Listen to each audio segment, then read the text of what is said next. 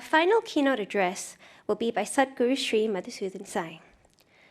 Sadhguru spearheads a unique global mission across 33 countries.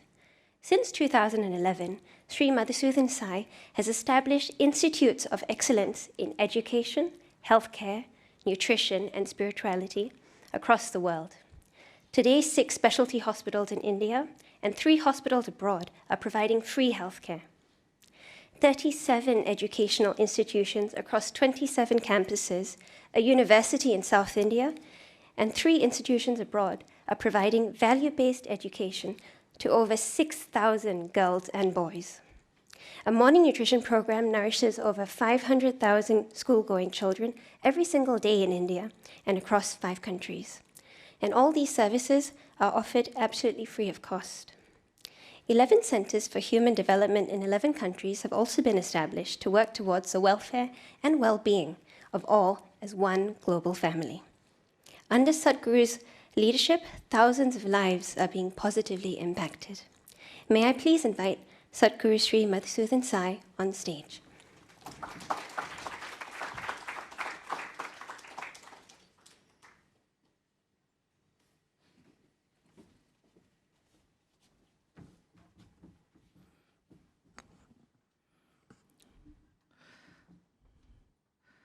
I'll begin with a prayer from our great ancient land of India, which says, Sarve bhavantu sukhinaha, sarve santu niramayaha, sarve bhadrani pashyantu, ma kaschid dukkham apnuyat.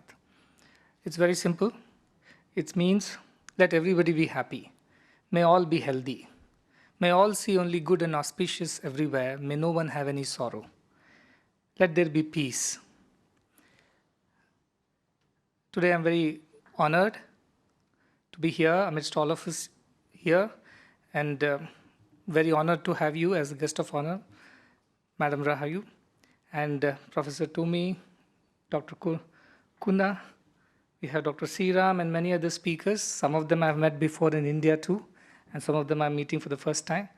We're very glad to be here amidst all of you. I also have the Chancellor of the university that we run, Sri Sathya Sai University for Human Excellence, Sri Narasimhamurthy over here, and a few other members from our team in India. As I said, the prayer that everybody should be happy, everybody should be healthy. So far, happiness and health was only concerned with physical or biological well-being. But I think COVID did one good thing. It showed us the elephant in the room, which is mental health issues. For a long time, this has been a taboo. Nobody wants to talk about it. Everybody knows it is there, but then nobody wants to talk about it. Less still, nobody wants to accept that one has it. Because the moment you acknowledge or accept this, you are going to get labeled. And that is something which is going to lead to rejection, lead to judgment, lead to so much of ostracization that you do not want to talk about it anymore. You suffer in silence. And that is something which had to be talked about. And I'm very glad that One Youth, along with SG Network for Mental Well-being, as well as, I believe, the Council for the Youth, everybody has come together to talk about this conversation, which was long due. And it is not just the problem of Singapore, as you all know. It is a problem everywhere. We travel around the country. In the last 15 days, I've been to US and then to Australia. Professor Tumi comes from. And I'm here now in Singapore. Everywhere when I talk to people, parents, teachers, educators, social workers, they all acknowledge that this is something that we must address and address it soon. Especially in the young adults, adolescents, teens. This issue is growing by the day. And I believe at WHO, you must have had a lot of statistics since mornings. I won't bore you with more, but it simply says that in the world, 1 out of every 6 person or 7 person is going through some mental health challenge, especially after this COVID pandemic. And that is something that is going to become one of the very big disease burden in times to come, leading to suicides, which is becoming second largest killers in the youth and teens across the world. In India alone, in 1 year, more than 10,000 people have taken their lives, and at least 800 of them are below the age of 12 years. we must talk statistics because that makes things more serious. We pay attention then. But then how do we stop this? When the age of the child is the springtime, I would say, the youth, when the child should be looking forward to a beautiful life ahead, to contribute to the society, to actualize itself, to realize its true potential.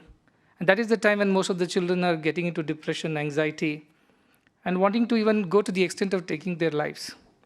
What's going wrong is the question that plagues us all today, and the answers must be found now and here.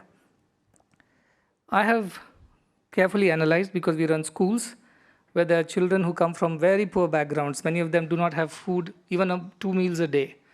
And they come from such backgrounds. Many of the girls have been treated very badly. That is the least I can say. And they found a refuge in our institutions. And they continued their studies over here. Many of the parents are uneducated, illiterate. They cannot read or write. They don't even earn enough, much below poverty line. So this is the background from which most of these children come.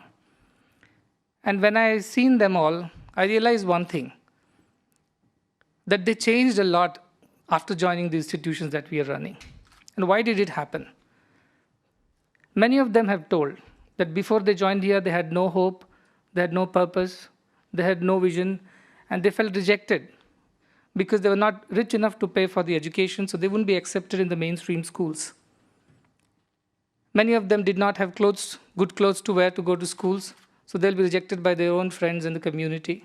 Many of them could not speak fluently in whatever language the education was being given in, so they felt a little less than the others. So they went through their own traumas of rejection. And the parents were helpless too, because many parents were not capable of providing them whatever they needed to help them get accepted in the society.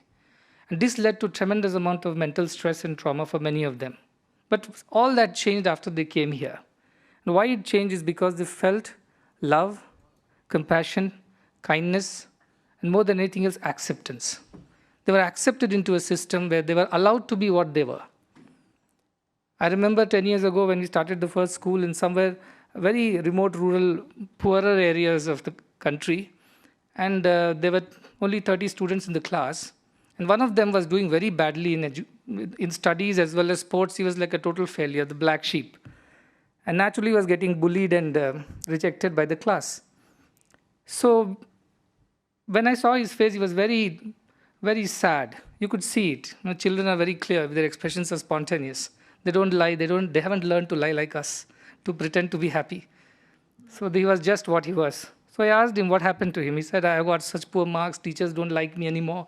My friends don't want to play with me. I'm not good at anything. I'm useless. I said, no, it can't be. God has not created anybody useless. They have some gift, some talent. Let us see. And then I asked him what exactly he loves to do. He says he likes doing clay modeling. And then we had a competition. Just like a presentation that was given on an exhibition that is put up. So this child was given an opportunity to do some clay modeling. He was from the rural area, just next door village. And he made peacocks, he made ducks, he made elephant, he made pots, pans, whatever he knew out of clay. And that was quite good. And the exhibition was put up, everybody came, they appreciated, oh, this boy has this talent, nobody knew. And with that, he gained acceptance of the class, and with acceptance gave self-confidence, and which is so important for the children at that age. They must feel confident about whatever they are, whoever they are, whether they're fat or thin, whether they're fair or dark, whether they're tall or short, whether they can speak in English or not, whether they can do math as fast as the others or not, whether they can sing or dance or play or not. They should still feel accepted because of whatever talent they have. And that is something that the society must provide for. Mental health, when we talk about the mind. And I'll just give you a small background of what mind is as per the Indian knowledge system. In India, mind is divided into 4 categories. First part is called manas. Manas is just the collection of thoughts. You see something nice, oh, that's nice. That's a thought gone in. You eat something nice, that's a nice thing to eat, a thought has gone in. So all the collection of thoughts. And in a day, we think almost 16,000 unique thoughts since we wake up till we go to sleep. So these are all collections of thoughts, like a fabric with several threads. That is the manas, is the first part. It's just collection of thoughts, good, bad, and ugly. It is not bad, it is not good. It is just a collection of information. But then what do we do with it? We have buddhi, we call it intelligence, which analyzes these thoughts and makes decisions. What kind of decisions? Should I have it? Should I not have it? Should I avoid it? Should I accept it? Is it good? Is it bad? Is it acceptable? Not acceptable? So all these decision making and analysis happens at the buddhi part of the mind. The third part is chitta.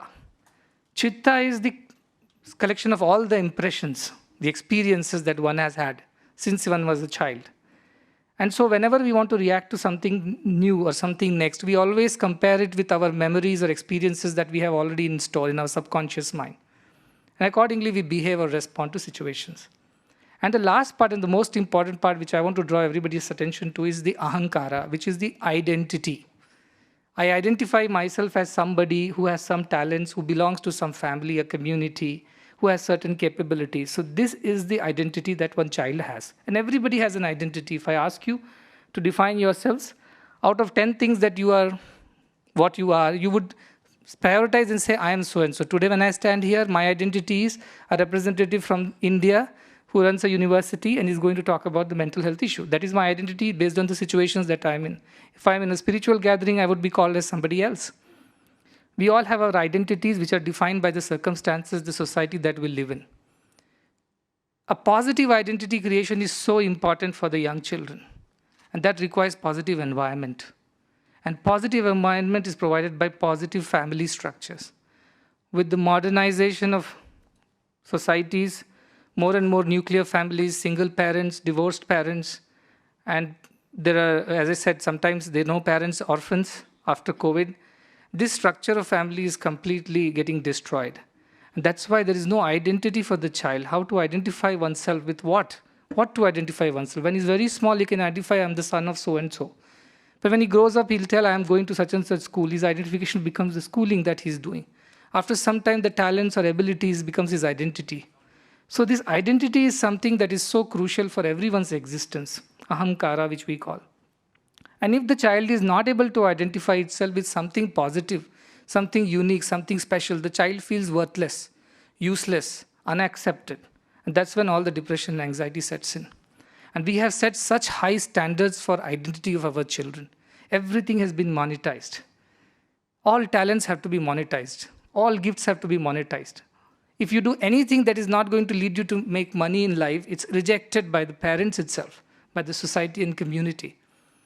And that is where the problem lies. I'll give you a small example. A child who wants to become a teacher. I told that's a good thing, it's a noble profession. I myself am a teacher. I love being a teacher. We should be teachers. And there's a huge deficit of good teachers in the world. That's a big crisis that is coming up. And I hope we can have a conference on that too next. We don't have enough teachers in the world, but we have a lot of children. So when I told it's a good thing you become a teacher, he said, my parents won't allow me to. Why they won't? They want me to become a doctor. Do you want to become a doctor? No, I don't. I don't like. The sight of blood, I'll faint. I said, then why do you want to go and become a doctor? Because my parents want it. So I said, why do your parents want you to become a doctor? Two reasons. One, they wanted to be doctors, but they couldn't be one. They were not intelligent enough. Let's be truthful. Second, you learn well when you become a doctor. You can squeeze your patients. You can do, healthcare is a huge business. So you'll make money.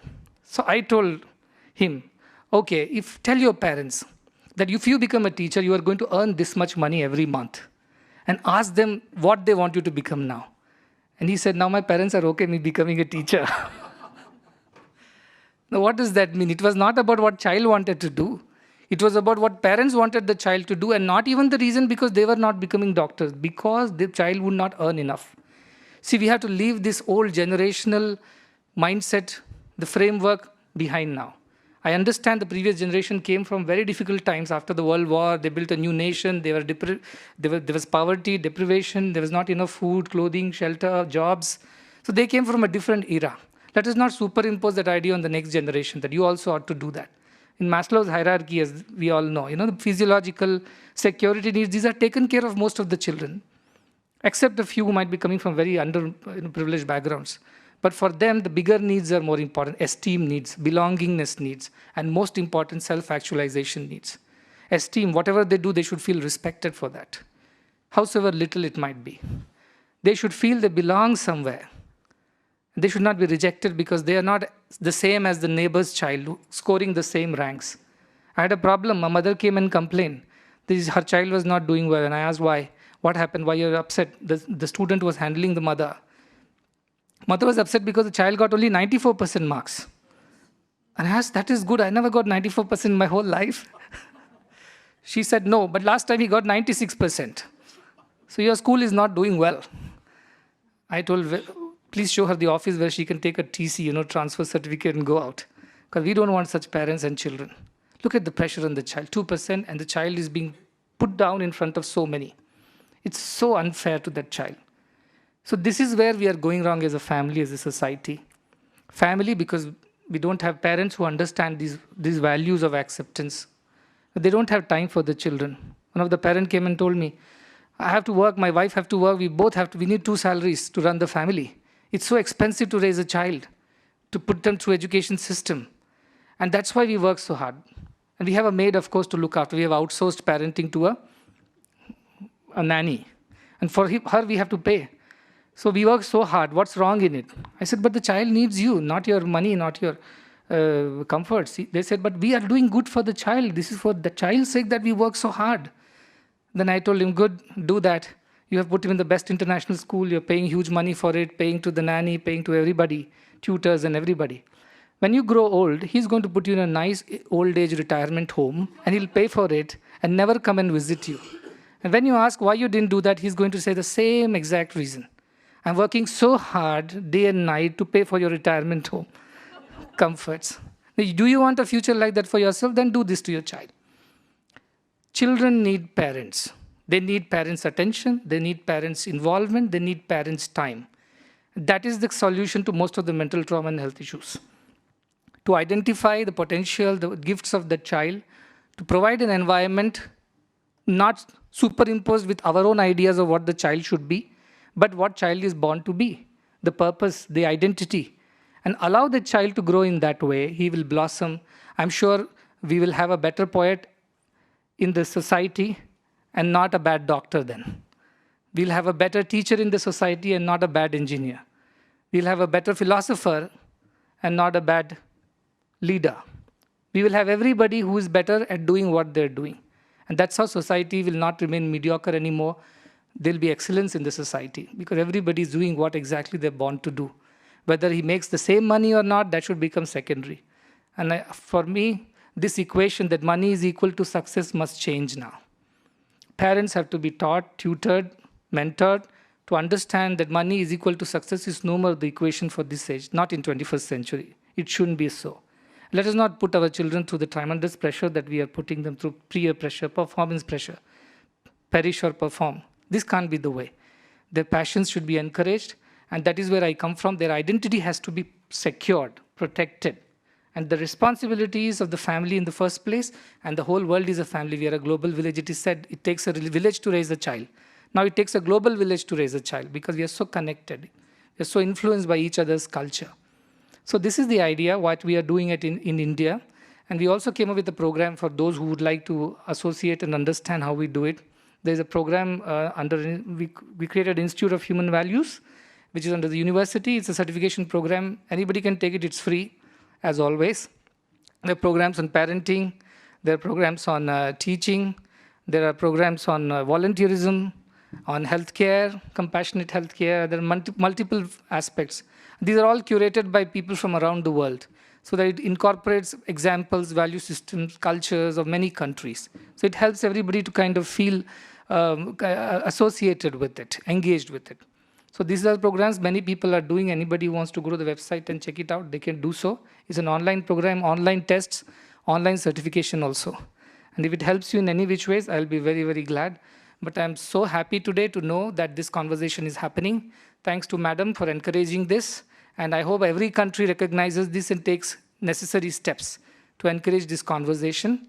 And I would like to see a world where children are happy, they're healthy, they're so enthusiastic, brimming with energy, and looking forward to a future, a common future for all of us, which we will co-create together in a better world. And the responsibility lies with us, the teachers, who are the second parents, and of course the parents who are the first parents in the first place. So we all have to work together. I look forward to working with all of you across the countries to make the world a better place for our children to live in and grow. Thank you so much for your time.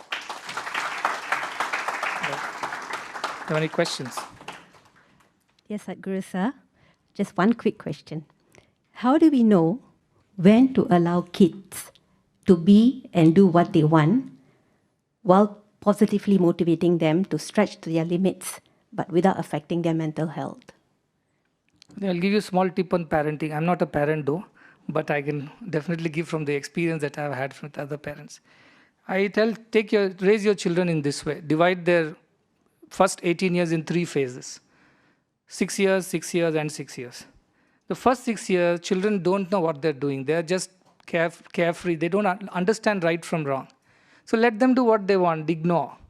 Just love them for whatever they are. They might be naughty. They might be breaking things, pulling things down. It's all right because the first 6 years are innocence. Allow them. Ignore all the things. Next 6 years are most crucial. That is 6 to 12. Now they understand what they're doing. They know what is wrong, what is not right. They completely understand. At that point of time, parents have to take a lot of effort to tell them to differentiate between right and wrong, to draw boundaries, to draw limits, because they are still in the impressionistic stage of their minds. You see, they can still make positive impressions on them. So a little reward punishment goes a long way at that point in time. After 12 years, you have to become friends with them. You have to become one with them, equals. They should be able to sit down and have a conversation, any difficult topic which they are going through. They should feel you are their first friends. And shouldn't look out for friends on Facebook and Instagram and so on. They should find you as parents as friends. Most of the parents are making a mistake because they ignore the child's mistakes till almost 9-10 years. The child has made a personality of its own. Now in the teenage, when the mistakes are becoming obvious and the child is becoming more and more expressive, you have a problem. And then you start punishing the child, restraining the child, or controlling the child. That is not the age to do that. The child has a personality of his own now, the identity of his own. So this second phase of 6 to 12 is very crucial for parenting, for teaching. That is the time when you have to pay a lot of attention and teach the child what is right, what is wrong, what is allowed, what is not allowed, what is okay and what is not okay. That is the time you must put a lot of efforts and investments.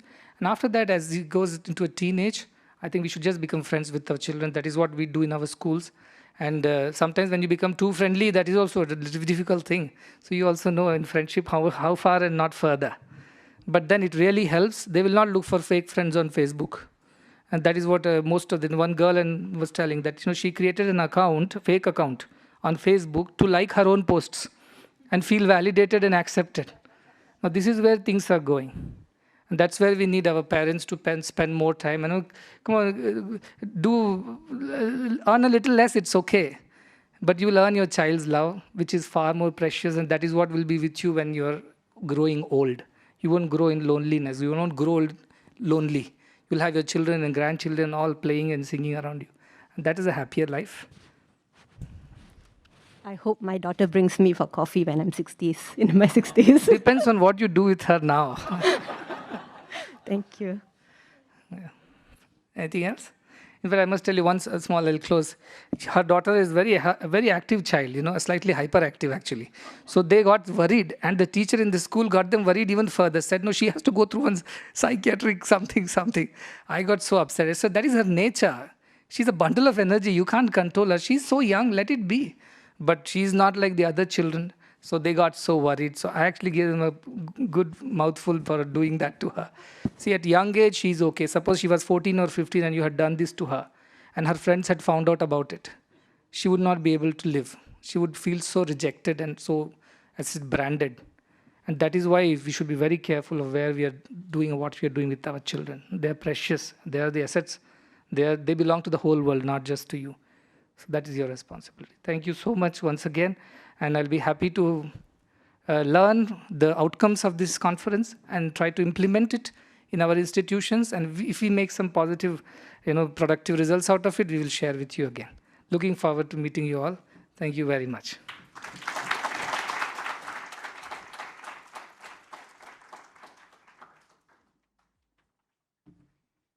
Thank you, Sadhguru, for that enlightening sharing. on the importance of growing a global community, a global family, how the education is about building character and moving towards true excellence.